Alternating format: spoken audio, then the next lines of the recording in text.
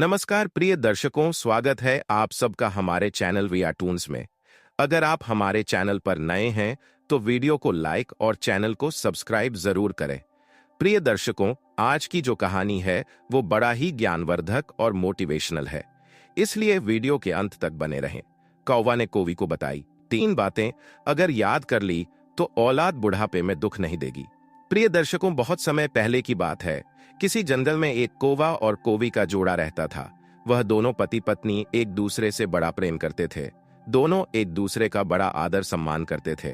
प्रिय दर्शकों, कौवा और कवि का जीवन बड़ा ही सुखमय था। दोनों के जीवन में किसी प्रकार का कोई कष्ट नहीं था। प्रिय दर्शकों, कुछ समय ऐसे ही निकलता है और एक दिन कवि गर्भवती हो जाती है। प्रिय दर्शकों, कवि के गर्भवती होने से वह दोनों पति पत्नी अपने संतान के आने की खुशी में बड़े ही प्रसन्न थे। कौवा कवि का बड़ा ख्याल रखता, दाना पानी लाकर घोंसले में देता और कवि भी अपने बच्चों के आने की खुशी में बड़ी प्रसन्न थी। प्रिय दर्शकों, एक दिन कवि कौवा से कहती हैं कि पिया जी, हमारा जब पुत्र आएगा तो हमारे पास जो कुछ भी है, जो कुछ भी हमारा घोंसला और दाना पानी है, हम वह सब उसको दे देंगे। हमारा और है ही कौन जो है, वह हमारे बच्चे का ही है। हम अपना यह घोंसला भी अपने बच्चों के लिए दे देंगे। प्रिय दर्शकों, कवि की ऐसी बात सुनकर कौवा कहता है कि प्रिय, हम ऐसा नहीं कर सकते। किसी भी माँ बाप को अपनी औलाद के लिए समय से पहले कुछ नहीं देना चाहिए। प्रिय दर्शकों, कौवा की ऐसी बातें सुनकर कवि कहती हैं कि पिया जी, आप ऐसा क्यों कह रहे हैं? आखिर बुढ़ापे में हमारा सहारा तो हमारे बच्चे ही बनेंगे। आज नहीं तो कल हमारा जो कुछ भी है वह हमारे बच्चों का ही होगा। तब कौवा कहता है और कौव को समझाता है कि प्रिय, मैं तुम्हें एक कहानी के माध्यम से समझाता हूं, तब तुम्हें समझ में आएगा कि औलाद को समय से पहले कुछ नहीं देना चाहिए। कौवा और कहता है कि प्रिय, अंत में मैं तुम्हें 3 कीमती बातें बताऊंगा और जो भी मनुष्य इन बातों को याद रखेगा, कभी उसकी औलाद उसे दुख नहीं देगी, दुख नहीं पहुंचाएगी। प्रिय दर्शकों, तब कवि कहती है कि पिया जी, आप कहानी शुरू करिए, मैं बड़े ही गौर से और ध्यान लगा करके कहानी को सुनूंगी। तब कौवा अपनी कहानी प्रारंभ करता है और प्रिय दर्शकों, कौवा कहता है कि प्रिय, प्राचीन समय की बात है। किसी नगर में एक दयाल नाम के धनवान सेठ रहते थे। परमात्मा की कृपा से उनका घर हर एक सुख से संपन्न था। उनका एक पुत्र था। सेठ की पत्नी का देहांत हो चुका था। अपने पुत्र के ही सहारे सेठ अपने जीवन को गुजार रहे थे। राहुल नाम का जो उनका बेटा था, सेठ अपने बेटे से बहुत प्रेम करते थे। उसी नगर में सेठ दयाल का एक कारखाना था। कारखाने से ही उनका पालन पोषण होता था। वही कारखाना ही उनके धन कमाने का साधन था। सेठ के कारखाने पर एक नौकर भी रहता था। नौकर उनके कारखाने पर रहकर उनका हाथ बंटा आता था। प्रिय दर्शकों, कौवा आगे अपनी पत्नी कवि से कहता है कि प्रिय, एक दिन की बात है, सेठ अपने कारखाने पर बैठा हुआ था। कुछ लोग भी सेठ के कारखाने पर बैठे हुए थे। तभी वहां सेठ का लड़का रोता हुआ आता है और रोते रोते वह लड़का अपने पिता से कहता है, पिताजी, मुझे बहुत अधिक चोट लगी है। बेटे को उसके बेटे के माथे पर बहुत सुनकर सेठ ने देखा कि उसके बेटे के माथे पर बहुत चोट लगी है और उसका माथा रक्त से पूरी तरह लाल हो चुका है। बेटे के माथे पर गंभीर चोट देखकर सेठ एकदम व्याकुल हो जाते हैं। और व्याकुल क्यों ना हो, आखिर वह एक पिता थे। बेटे को गंभीर रूप से घायल देखकर सेठ ने तुरंत उसे गोद में उठाया और कारखाने को नौकर के हवाले छोड़कर सेठ अपने बेटे को गोद में उठाकर पैदल ही डॉक्टर के पास भाग खड़े हुए। सेठ के कारखाने से अस्पताल की दूरी लगभग 5 किलोमीटर की थी। सेठ बेटे को गोद में लेकर भागता भागता वह 5 किलोमीटर की दूरी तय करके डॉक्टर के पास पहुंचा। डॉक्टर उस समय अपने कक्ष में आराम कर रहे थे। सेठ हाँफ हुए डॉक्टर से बोला, डॉक्टर साहब, मेरे बेटे को जल्दी देख लो। मेरे बेटे के माथे में बहुत गंभीर चोट लगी है। प्रिय दर्शकों, कौवा यह कहानी अपनी पत्नी कवि को सुना रहा है और कवि बड़े गौर से और ध्यान लगाकर सुन रही है। कौवा आगे कहता है कि प्रिय, वह डॉक्टर सेठ का बड़ा ही परिचित था। सेठ के कारखाने पर अक्सर डॉक्टर आते जाते रहते थे। डॉक्टर ने जब सेठ को अत्यंत व्याकुल देखा तो डॉक्टर एकदम से खड़ा हो गया और सेठ से बोला, आप इतने घबराए हुए क्यों हैं? आपका पूरा बदन पसीने से भीगा हुआ है, क्या कोई अनहोनी हो गई? सेठ अपनी लड़खड़ाती हुई जुबान से सारी बात डॉक्टर को बताता है कि उसके बेटे को बहुत गंभीर चोट लगी है। कृपया जल्दी चलकर आप उसे देख लो, उसका काफी रक्त बह चुका है। डॉक्टर यह सुनकर तुरंत सेठ के साथ चल देता है। और सेठ के घायल बेटे के पास पहुंचता है। डॉक्टर ने सेठ के बेटे के जख्म को देखा तो सेठ को बताया कि परेशान होने की कोई बात नहीं है, चोट मामूली सी है, गिरने की वजह से माथे में थोड़ा घाव हो गया है। मैं इसका उपचार कर देता हूं, परेशान होने की कोई बात नहीं है, आपका बेटा जल्दी ही ठीक हो जाएगा। सेठ को अब भी बेचैनी बनी हुई थी। सेठ बार बार डॉक्टर से कहते हैं कि डॉक्टर साहब जरा ढंग से देखिए, बच्चे के मस्तक से काफी रक्त बह चुका है। डॉक्टर बोला, सेठ जी आप बिना बात के परेशान होते हैं, मैं मरहम पट्टी किए दे रहा हूं, आपका बेटा जल्दी ठीक हो जाएगा, परेशान होने की कोई बात नहीं है। सेठ बोला, डॉक्टर साहब आप पैसों की चिंता बिल्कुल मत कीजिए, चाहे कितनी ही महंगी दवाई आए मैं उन्हें ले लूंगा, चाहे मेरी सारी संपत्ति बिकक बेटे के इलाज में लग जाए, लेकिन मेरा बच्चा ठीक हो जाना चाहिए। आप जरा महंगी महंगी दवाइयां लिखिए ताकि मेरा बेटा जल्दी से जल्दी ठीक हो सके।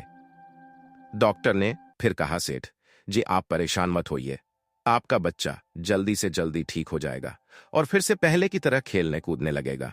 डॉक्टर ने सेठ के बच्चे का उपचार शुरू कर दिया। उसके घाव को साफ करके उस पर हम पट्टी कर दी और कुछ दवाइयां लिखकर दे दी। उसके बाद सेठ से कहा, सेठ जी अब आप अपने बच्चे को घर ले जा सकते हैं।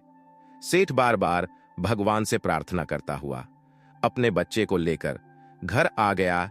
इधर जब शाम को कारखाना बंद करके सेठ का नौकर तो उसने देखा कि सेठ का बेटा सो रहा है और सेठ अपने बेटे के पास बैठकर अपने हाथ से पंखा लेकर उसके ऊपर हवा कर रहे थे। एक पिता का बेटे के प्रति इतना प्रेम देखकर नौकर की आंखें झलक सोचने लगा है, परमात्मा ऐसा पिता हर किसी को प्राप्त हो। इधर जब नौकर सेठ के पास पहुंचा तो नौकर ने देखा कि सेठ जीस कुर्ते को पहने था उस पर खून के दाग लगे हुए थे। नौकर ने से आपके कुर्ते पर खून के दाग लगे हैं, आप एक काम करिए, आप इस कुर्ते को उतार कर मुझे दे दीजिए, मैं इसे धोकर साफ कर दूंगा। यदि इन दागों को साफ ना किया गया तो दाग कपड़े को कभी नहीं छोड़ेंगे और आपका इतना महंगा कुर्ता इन रक्त के दागों की वजह से खराब हो जाएगा। अपने नौकर की यह बात सुनकर सेठ बोला, भाई मेरा कुर्ते मेरे बेटे से अधिक कीमती नहीं है, तू मेरे बेटे से कुर्ते की चिंता मत कर और जल्दी से बाजार जा और मेरे बच्चे के लिए काजू बादाम और मेवा मिष्ठान लेकर आ। मुझे अपने बेटे को काजू बादाम पीसकर खिलाने हैं ताकि मेरा बेटा जल्दी से जल्दी स्वस्थ हो। इसके शरीर से बहुत सारा रक्त बह चुका है, मुझे इसको हर रोज पौष्टिक चीजें खिलानी है ताकि उसके रक्त की पूर्ति हो सके। प्रिय दर्शकों, कौवा आगे अपनी पत्नी कवि से कहता है कि प्रिय सेठ की बात सुनकर वह नौकर बाजार चला जाता है और बाजार से फलों का रस और मेवा मिष्ठान लेकर आता है। सेठ जी अपने पुत्र की मां की तरह सेवा कर रहे थे, उसे फलों का रस पिलाते हैं, दूध में डालकर काजू बादाम खिलाते हैं। धीरे धीरे सेठ के बेटे के जख्म ठीक होने लगे। सेठ पूरे दिन अपने बेटे के पास रहते थे, उसे एक पल के लिए भी कभी अकेला नहीं छोड़ा था। जब उनके पुत्र का जख्म पूरी तरह से भर गया तब से को संतुष्टि मिली। उसके बाद सेठ ने अपने कारखाने पर जाना शुरू कर दिया। जब तक वह ठीक नहीं हो गया तब तक सेठ एक भी दिन कारखाने पर नहीं गए थे। उन्हें सदैव अपने पुत्र की चिंता लगी रहती थी। प्रिय दर्शकों, धीरे धीरे वक्त बीता, वक्त के साथ सेठ का पुत्र भी बड़ा हो गया। जब वह शादी के योग्य हो गया तो सेठ ने बड़ी धूमधाम से एक पढ़ी लिखी लड़की के साथ उसका विवाह कर दिया। सेठ की बहू घर में आ जाती है। अब तो सेठ की जिंदगी अपने बहू बेटे के साथ बड़े आनंद से कटने लगती है। शुरू शुरू में तो बेटे की बहू ने अपने पति और ससुर की बड़े अच्छे ढंग से सेवा करी, उनका ठीक से ख्याल रखा। लेकिन जैसे जैसे वक्त बीता सेठ की पुत्र वधू के व्यवहार में भी बदलाव आने लगा। सेठ के साथ वह दिन पर दिन बुरा व्यवहार करने लगी, पर सेठ भी बहू के व्यवहार को समझ रहे थे, पर वह इस बात की चर्चा कभी किसी से नहीं करते थे और ना ही अपनी बहू के प्रति उनके मन में कभी नाराजगी आई। सेठ सोचते थे कोई है, जब जिम्मेदारी आ जाएगी तो सब समझ में आ जाएगा। सेठ को लगता था कि उसके बहू बेटा ही तो है जो बुढ़ापे में उसका सहारा बनेंगे। अभी तो मैं भी ठीक ठाक ही हूं, बिना सहारे के रह सकता हूं, तो मुझे क्या पड़ी है जो बहू और बेटा पर बोझ बनो। यही सोचकर सेठ हरदम खुश रहता था। वह कभी अपनी बहू और अपने बेटा से किसी बात का गिला शिकवा नहीं करता था।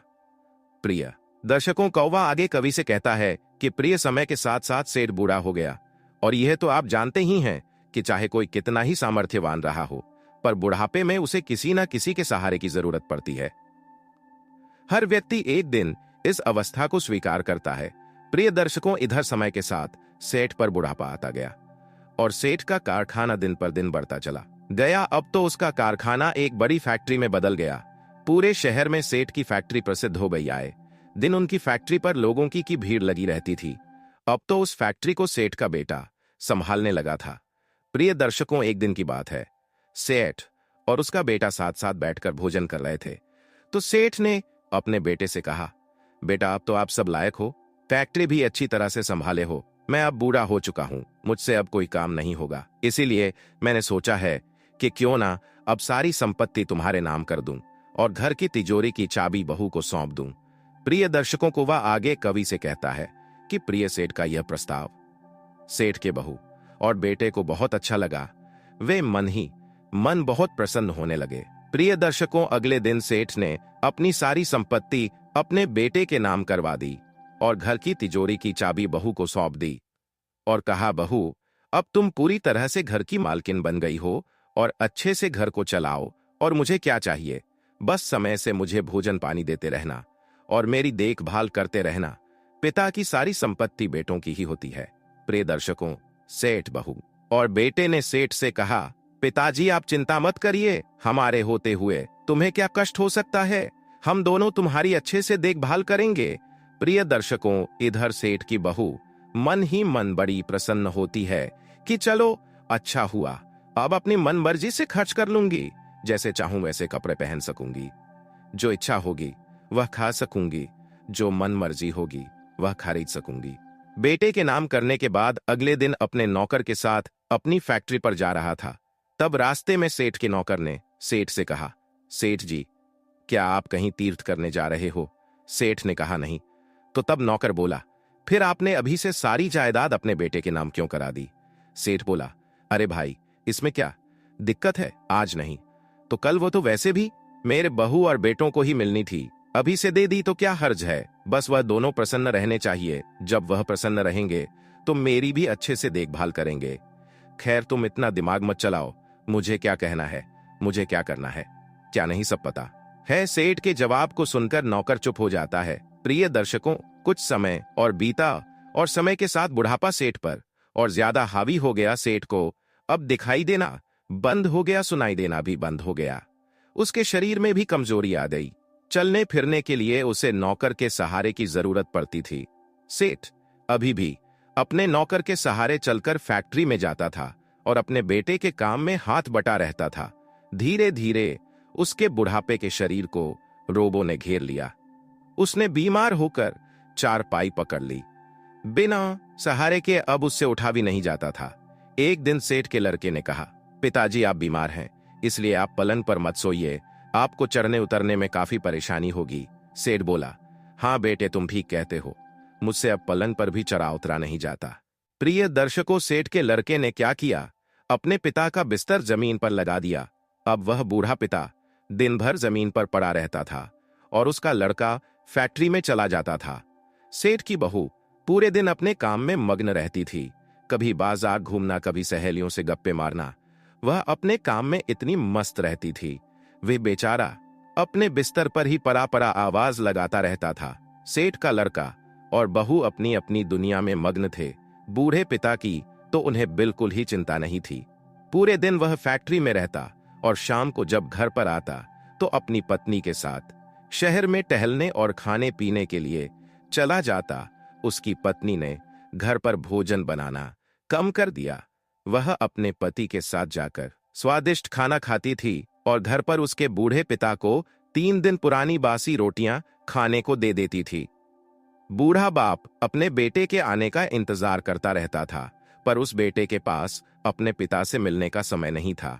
जब कोई भी उसके पास उसका हाल चाल पूछने नहीं जाता था तो पिता की आंखें भर आती थी और वह सोचने लगता था कि जिस बेटे को मैंने खिलाया पिलाया, उसे पढ़ाया लिखाया, उसके सुख दुख का पल पल ख्याल रखा, उस बेटे के पास मेरे लिए 2 मिनट का भी समय नहीं है। सेठ के बेटे ने और बहू ने तो उनके पास जाना ही छोड़ दिया था। पर सेठ का जो नौकर था वह अपने मालिक की बड़ी फिक्र रखता था। वह रोजाना फैक्ट्री में जाने से पहले अपने मालिक के पास जरूर घूमने जाता था और उनका हाल चाल पूछकर फैक्ट्री में चला जाता था। कभी सेठ को कुछ चीज खाने की इच्छा होती थी तो वह शाम को लाकर सेठ को चुपचाप दे जाता था। प्रिय दर्शकों, चुपचाप इसलिए देता था ताकि सेठ की बहू उसे डांटे फटकारे नहीं। अगर वह देख लेती तो उसकी शिकायत अपने पति से करती कि हमारा नौकर पिताजी का परहेज बिगाड़ है। प्रिय दर्शकों, कौवा आगे अपनी पत्नी कवि से कहता है कि प्रिय, एक दिन नौकर ने सेठ से पूछा, सेठ जी तो तुम्हें कोई परेशानी तो नहीं है? तो सेठ ने कहा, भाई वैसे तो कोई परेशानी नहीं है, लेकिन जमीन पर पड़े पड़े मेरी कमर अकड़ गई है, तुम मुझे उठाकर बैठा दो। नौकर ने सेठ को सहारा देकर उठाया और उन्हें थोड़ा टहला आया। उसके बाद फिर पलंग पर लिटा दिया और कहा, सेठ जी आप पलंग पर लेट, पलंग पर ज्यादा आराम मिलेगा। नौकर सेठ को पलंग पर लेटाकर फैक्ट्री में चला जाता है। प्रिय दर्शकों, दोपहर के समय इधर सेठ जी को बहुत तेज प्यास लग रही थी। वह अपने बहू को आवाज लगाकर पानी मांग रहे थे, पर सेठ की बहू तो उस समय घर में ही नहीं थी। वह अपनी सहेलियों के साथ बाहर गप्पे मार रही थी। सेठ पानी मांगते मांगते मांगते थक गया। जब किसी ने उसे पानी नहीं दिया तो सेठ पानी पीने के लिए जैसे ही पलंग से उठा तो उतरते समय सेठ एक और को गिर गया। नीचे फर्श था, फर्श पर मुंह के बल सेठ गिरा तो वहीं के वहीं पड़ा रह गया। उसके माथे में बहुत चोट लगी थी, उसके माथे से काफी खून बहने लगा। उधर सेठ के गिरने की आवाज सुनकर उसकी बहू भागकर अपने ससुर के कमरे में आती है। तो उसने देखा कि उसका ससुर के कमरे में आती है तो उसने अपने ससुर को तो उठाया नहीं, उल्टा उन पर बरबरा लगी कि बुढ़ा गिर गया, अब ठीक रहा, मर जाता तो अच्छा होता, जमीन पर लेटा दिया था तो इससे लेटा नहीं गया, तब तो इसकी कमर अकड़ गई थी, अब गिर गया, अब ठीक रहा। प्रिय दर्शकों, उसने फोन करके अपने पति को बात बताई कि आपके पिताजी पलंग से नीचे गिर गए हैं और उनके माथे में चोट लगी है, खून बह रहा है। सेठ के लड़के ने सुना तो उसने तुरंत अपने नौकर से कहा कि काका जी जल्दी घर जाइए, पिताजी पलंग से नीचे गिर गए हैं, तुम उन्हें लेकर जल्दी अस्पताल पहुंचो, मैं फैक्ट्री बंद करके अस्पताल पहुंच जाऊं। नौकर भागा भागा भागा घर पहुंचा। उसने जाकर देखा तो सेठ अभी भी उसी अवस्था में मुंह के बल पड़े थे। सेठ की बहू ने उन्हें छुआ तक नहीं था। नौकर ने अपने मालिक को जैसे तैसे उठाया और अस्पताल ले गया। बूढ़ा हो चुका था फिर भी वह हिम्मत करके उन्हें ले गया। इधर सेठ की बहू ने देखा कि सेठ जी इस कालीन पर गिरा था, वह कालीन रक्त से लाल हो गई थी, तो वह मुंह बनाती हुई बोली कि बुढ़ा ने इतनी कीमती कालीन खराब कर दी। प्रिय दर्शकों, बूढ़ा नौकर अपने मालिक को कंधे पर डालकर अस्पताल ले गया और सेठ को दीवार के पास बैठा दिया और सेठ के बेटे को इधर उधर देखने लगा, पर सेठ का लड़का वहां कहीं भी नजर नहीं आया। तब नौकर ने उसे फोन लगाया और कहा कि आप कहां हो, आपके पिताजी को काफी चोट लगी है, जल्दी अस्पताल पहुंच। तब सेठ का लड़का उधर से कहता है, काका आप पिताजी को दिखाइए, अभी फैक्ट्री में कुछ मीटिंग चल रही है, इसे निपटा कर और घर पर एक नई कालीन पहुंचाकर अभी अस्पताल पहुंच। प्रिय दर्शकों, नौकर अस्पताल के बाहर बैठकर उसके आने का इंतजार करने लगा। सोचने लगा कि एक दिन वो भी था जब सेठ के बेटे को चोट लगी थी तो हमारे सेठ उसे पैदल ही अस्पताल लेकर भाग आए थे। 1 घंटे की दूरी तब उस समय उन्होंने 10 मिनट में तय की थी, लेकिन इस लड़के के पास साधन है फिर भी 1 घंटे में अस्पताल नहीं पहुंचा। क्या जमाना आ गया है। प्रिय दर्शकों, कोवा आगे कवि से कहता है कि प्रिय, लगभग 1-1.5 घंटे बाद सेठ का लड़का अस्पताल आता है और तब उसने अपने पिता को डॉक्टर को दिखाया। डॉक्टर ने जब सेठ का जख्म देखा तो कहने लगा, अरे भाई, इन्हें तो बहुत चोट लगी है, इन्हें अस्पताल में भर्ती करना पड़ेगा। डॉक्टर की बात सुनकर सेठ का लड़का बोला, अरे डॉक्टर साहब, आप इन्हें भर्ती मत करिए, ऐसे ही इनके घाव पर मरहम पट्टी करके दवाइयां दे दीजिए। अगर इन्हें भर्ती कर लिया तो मुझे इनके साथ अस्पताल में रहना पड़ेगा और इस वजह से मैं अपनी फैक्ट्री भी ठीक से नहीं देख पाऊंगा और घर भी नहीं पहुंच पाऊंगा। मेरी पत्नी मेरे बिना नहीं रह पाती है, आप इन्हें भर्ती ना करके ऐसे ही दवाइयां दे दीजिए। डॉक्टर ने कहा, ठीक है, मैं इनकी मरहम पट्टी कर कुछ दवाइयां देता हूं। दवाइयां थोड़ी महंगी जरूर आएंगी, पर आपके पिता जल्दी ठीक हो जाएंगे। प्रिय दर्शकों, डॉक्टर की बात सुनकर लड़का बोला, अरे डॉक्टर साहब, इतनी महंगी दवाई लिखने की क्या जरूरत है?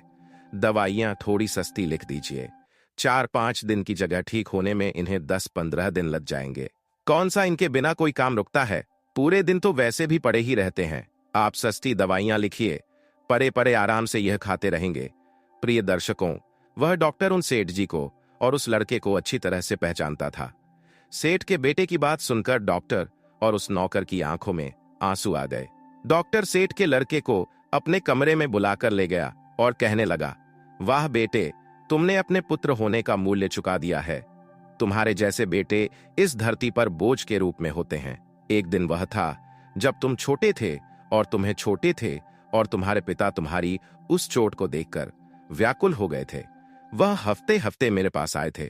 उन्होंने मुझसे कहा था, डॉक्टर साहब, आप महंगी से महंगी दवाई लिखिए, चाहे मेरी सारी संपत्ति बिकट बेटे के इलाज में लग जाए, पर मेरा बेटा जल्दी ठीक हो जाना चाहिए। और एक तुम हो जो अपने पिता के लिए सस्ती दवाइयां लिखवाने का बोल रहे हो। तुम कैसे बेटे हो? प्रिय दर्शकों, डॉक्टर की बात सुनकर सेठ का लड़का हैरान हो गया। अब डॉक्टर के बाद फिर नौकर ने कहना शुरू किया, हे बेटे, तुम्हें कुछ नहीं पता कि सेठ ने तुम्हें कैसे पाला है, कैसे इतना बड़ा किया है। तुम्हें जन्म देने के बाद तुम्हारी मां स्वर्ग से धार गई थी। तब तुम्हारे इन्हीं पिता ने तुम्हारा मां की तरह पालन पोषण किया। तुम्हारी खुशी के लिए उन्होंने अपना दूसरा विवाह तक नहीं किया। तुम जब परेशान हो जाते थे तो तुम्हारे पिता तुम्हारे साथ साए की तरह बने रहते थे। जब तुम 11 वर्ष के थे तो एक दिन तुम्हारे भी माथे में चोट लग गई थी। तब तुम्हारा पिता कारखाने को खुला छोड़कर तुम्हें लेकर डॉक्टर के पास भाग गया था और 1 घंटे की दूरी 10 मिनट में तय करके वह तुम्हें डॉक्टर के पास ले गए और तुम्हें यहां तक आने में 2 घंटा लग चुका है। तुम्हारे रक्त से उनका कुर्ता लाल हो गया था। जब मैंने उनसे कुर्ता साफ करने को कहा तो उन्होंने मुझसे कहा था कि यह कुर्ता मेरे बेटे से ज्यादा कीमती नहीं है। यही तुम्हारे पिता जब तक तुम ठीक ना हो गए तब तक तुम्हें छोड़कर कारखाने में भी नहीं गए थे। और एक तुम हो जिसे अपने पिता की जरा भी परवाह नहीं है। तुम अपनी जिम्मेदारियों से भाग रहे हो। तुम्हारे अंदर तो मानवता भी नहीं है। धिक्कार है तुम्हारी जैसी औलाद को भगवान ऐसी औलाद किसी को भी ना दे। प्रिय दर्शकों, अपने नौकर और डॉक्टर की बात सुनकर सेठ का लड़का रोने लगा। उसकी आत्मा उसे धिक्कार लगी और वह तुरंत उनके पैरों में गिरकर क्षमा मांगने लगा। कहने लगा, डॉक्टर साहब, आपने मेरी आंखें खोल दी। मैंने अपने पिता के ऋणों को भुला दिया था। मैं अपनी स्त्री के प्यार में पड़कर अपने देवता समान पिता को भूल गया था, जिन्होंने मुझे खुश रखने के लिए अपने सुखों का त्याग कर दिया। उन्हीं पिता को मैंने पराया करके उनके साथ बुरा बर्ताव किया है। मैं अपने किए पर बड़ा शर्मिंदा हूं। मुझे क्षमा कर दो। डॉक्टर साहब ने कहा, बेटे, मुझसे क्षमा मांगने से अच्छा है आप अपने पिता से क्षमा मांगो। प्रिय दर्शकों, कौवा आगे कवि से कहता है कि प्रिय, उसके बाद वह अपने पिता के पास गया और उनके चरण पकड़कर क्षमा मांगने लगा। डॉक्टर से कहकर उसने अपने पिता को अस्पताल में भर्ती करा दिया और उनके पास रहकर उनकी देखभाल करने लगा। अच्छे से अच्छा अपने पिता का इलाज कराया। पिता ने देखा कि उनका बेटा पूरी तरह से सुधर गया है, उसके अंदर संस्कार आ चुके हैं, तो वह बूढ़ा पिता भी बड़ा प्रसन्न होता है और अपने बेटे को गले से लगाकर बोला, बेटा, तुम देर आए दुरुस्त आए। तुमने अपने आप को बुढ़ापे के कष्टों से बचा लिया है, क्योंकि जो बुढ़ापा आज मुझ पर है कल आप पर भी आएगा। जब आपके बहू बेटा आपके साथ इसी तरह का व्यवहार करेंगे तब आपको कितना दुख होगा। इसलिए बेटा, कभी अपने कर्तव्य से, अपने पुत्र धर्म से विमुख नहीं होना चाहिए।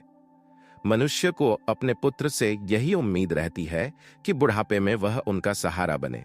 बचपन में पिता पुत्र को पालता है और बुढ़ापे में पुत्र पिता का सहारा बनता है। यही हमारा धर्म है। प्रिय दर्शकों, आगे कौवे से कहता है कि प्रिय, बूढ़ा पिता अपने बेटे को समझाता है। पिता कहता है कि पुत्र, तुम मेरी इन 3 बातों को हमेशा याद रखना।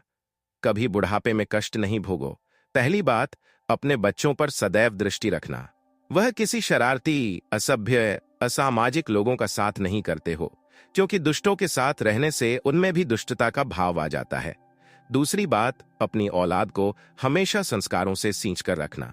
जो संतान संस्कारहीन हो जाती है वह अपने कर्तव्यों से विमुख हो जाती है, और वही संतान अक्सर अपने बुजुर्गों का सहारा नहीं बनती। तीसरी बात, अपनी संपत्ति धन जायदाद अपने जीते जी अपनी औलाद के नाम कभी मत करना। मनुष्य जब खाली हो जाता है तो लोग उसकी इज्जत करना छोड़ देते हैं और दौलत पाकर वह भटक जाते हैं। मैंने भी यही किया था अपने जीते जी।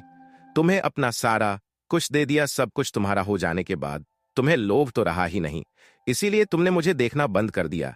इसीलिए धन पाकर अक्सर बेटे बिगड़ जाते हैं, वह अपने बुजुर्गों की देखरेख नहीं करते। प्रिय दर्शकों, आज सेठ के लड़के को अपने किए पर बहुत शर्मिंदगी हुई। इस प्रकार वह सेठ का लड़का अपने पिता का इलाज कराकर उन्हें अपने घर ले आया और उनकी ठीक से देखभाल करने लगा। कहने लगा, अब मेरा पहला धर्म है आपकी सेवा करना, आपका ख्याल रखना। प्रिय दर्शकों, इस प्रकार कौवा यह कहानी कवि को सुनाता है और कवि को बात समझ में आ जाती है। कवि कहती है कि पिया जी धन्यवाद जो आपने मुझे यह कहानी बताई, और मैं अब समझ गई हूं कि किस प्रकार अपने बच्चों को पालना है, अपनी औलाद को किस प्रकार संस्कार देना है। प्रिय दर्शकों, हमारी आज की कहानी यहीं पर समाप्त होती है। हम उम्मीद करते हैं कि आपको हमारी आज की कहानी पसंद आई होगी और आप इस कहानी से ढेर सारी प्रेरणा लेंगे। कहानी पसंद आई हो तो वीडियो को लाइक करें और हमारे चैनल वी टून्स को सब्सक्राइब करें। मिलते हैं अगले वीडियो में, तब तक के लिए नमस्कार। जय श्री कृष्ण।